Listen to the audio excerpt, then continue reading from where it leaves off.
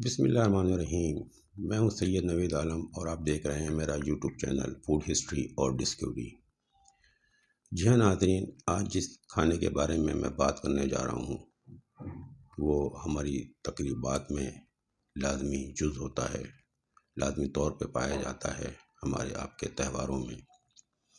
باوجود اس کے کہ ہمارے تہواروں میں، ہماری مہمان نوازی میں اور بھی مختلف کھانے ہوتے ہیں، لیکن اگر وہاں پہ قورمہ موجود ہو تو کھانے والے اس کو لازمی ٹرائی کرتے ہیں، لازمی کھاتے ہیں۔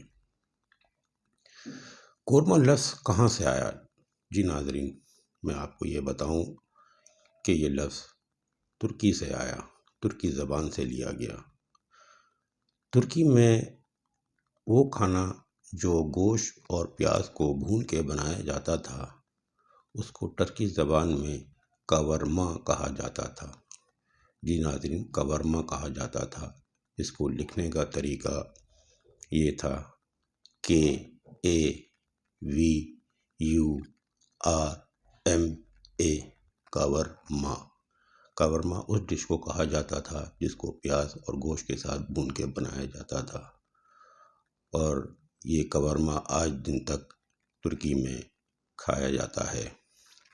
اسی طرح ناظرین، ہندوستان میں بھی اس ڈش کو کاورما ہی کہا جاتا تھا، جو کہ آج ہم لوگ اس کو قورمہ کہتے ہیں۔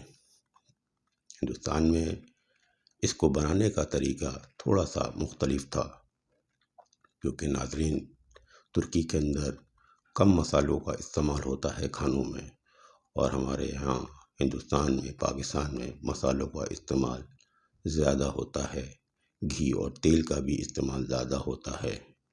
تو اسی طرح یہ ڈش جب ہندوستان میں بنائی جاتی تھی تو اس میں مسالے جات کا استعمال بھرپور طریقے سے کیا جاتا تھا، اور اسی طرح گھی یا تیل کا بھی استعمال اس میں اضافی طور پہ کیا جاتا تھا، اور یہ ڈش عام طور پہ ہندوستان کے لوگ نوش فرماتے تھے۔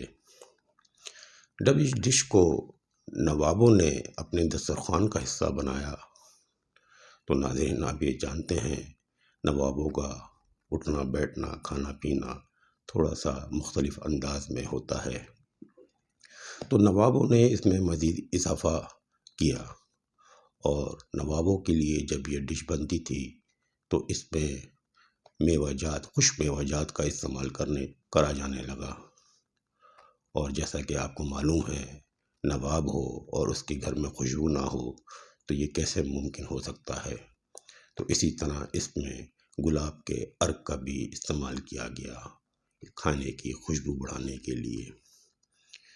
تو یوں ناظرین اس ڈش کا سلسلہ جاری رہا۔ جب مغل امپائر کا دور خاتمے کی طرف بڑھ رہا تھا، یعنی کہ میں یوں کہوں کہ جب مغل امپائر کا وقت ختم ہوا تو انگریزوں نے بر صغیر پہ قبضہ کیا، قابض ہوئے اور اپنی وہاں پر حکومت قائم کی۔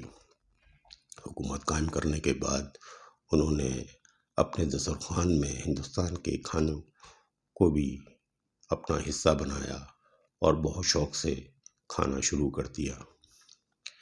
اسی طرح جب ان کے سامنے ایک ڈش پیش کی گئی جس کو کاورما کہتے تھے، جو نوابی ڈش کے نام سے مشہور تھی، نوابی کھانوں کے نام سے مشہور تھی، جس کو کھا کے انگریزوں نے اس کو بہت پسند کیا، لیکن ناظرین جیسا کہ آپ کو معلوم ہے کہ انگریزوں کے یہاں مسالہ جات کا استعمال بہت کم ہے، مرچیں تو نام برابر کھائی جاتی ہے انگریزوں کے یہاں، تو اس کو کھانے کے بعد کافی دیر تک ان کی طبیعت میں بے چینی رہی، باوجود اس کے کہ اس ڈش کو انہوں نے بہت پسند کیا۔ پسند کرنے کے بعد اپنی خواہش کا اظہار کیا کہ اس کو کچھ اور طریقے سے بنا کے یا اس میں کچھ اور ملا کے اس ڈش کو ممکنہ طور پہ کم مرچوں والا بنایا جائے تو ان کو پریشانی نہیں ہوگی اس کو کھانے میں۔ تو ناظرین ان کے کہنے پہ اس ڈش کے اندر دہی اور کریم کا اضافہ کیا گیا، جس کو ڈالنے کے بعد جو ہمارے مسالہ جات تھے ان کا ایک بیلنس ہو گیا، اور یوں ناظرین اس کے اندر دہی اور کریم کا استعمال ہونا شروع ہو گیا، اور وقت کے ساتھ ساتھ قورمہ سے یہ قورمہ بن گئی، اور آج دن تک ہمارے اور آپ کے دسترخوانوں کی زینت بنی ہوئی ہے۔ تو یہ تھی ناظرین میری آج کی معلومات۔ امید ہے کہ آپ کو میری دی گئی ہوئی معلومات پسند آئی ہوگی۔ اگر آپ کو میری ویڈیو پسند آئی ہے تو اس کو لازمی لائک کریں، سبسکرائب کریں اور بیل آئیکن کو پریس کریں تاکہ میری آنے والی تمام ویڈیو آپ کو بر وقت پہنچ سکے۔ اپنے اور اپنے گرد نواح کے لوگوں کا بہت خیال رکھیں، کیونکہ اللہ کے نزدیک انسانیت سے بڑھ کر کچھ بھی نہیں۔ مجھے اجازت دیں، اللہ نگہبان۔